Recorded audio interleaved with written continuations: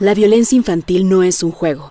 Durante este abierto mexicano de tenis, más de 100 niñas en Guerrero serán víctimas de la violencia intrafamiliar. Anota un punto a favor de las niñas de Guerrero, donando en reinserta.org. Hola, soy Saskia Niño de Rivera, cofundadora de la organización Reinserta. Hoy te necesitamos. Te invitamos a que dones a este refugio que alberga más de 100 niñas víctimas de trata y de violencia sexual. Niñas que están pasando por un proceso judicial y que hoy necesitan un refugio para alejarse de sus agresores, un refugio para poder empezar a vivir. Te invito a que dones a Reinserta.